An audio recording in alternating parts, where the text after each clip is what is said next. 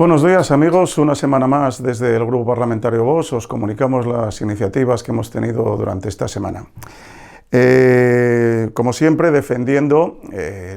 la supresión de la vía fiscal asturiana y sobre todo un impuesto completamente injusto como es el impuesto sobre sucesiones y donaciones, el que tiene la tarifa más alta de todas las regiones de España. Hemos intentado interpelar al consejero de Hacienda y al final nos ha dado un poquito de razón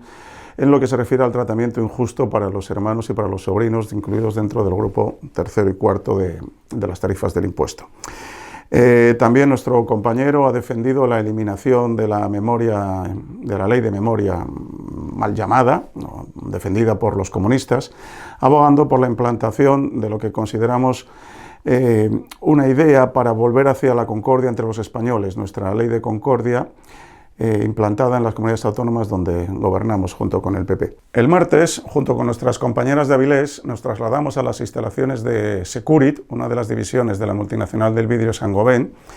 preocupados y acuciados por el anuncio, no ya menos esperado, del despido de 160 trabajadores, con todas sus familias y todo el problema. Una vez más, la deslocalización que fomenta la trágica Agenda 2030, que no hace más que imponer ensoñaciones traducidas en la realidad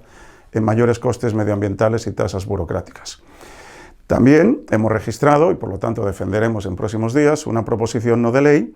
para instar a defender el patrimonio histórico-industrial de Asturias, en este caso centralizado en las valiosas chimeneas de la antigua explotación de mercurio de la mina de la Soterraña en el concejo de Lena. Y como no, terminaremos la semana trasladándonos a Vascongadas a defender y apoyar a nuestros valientes compañeros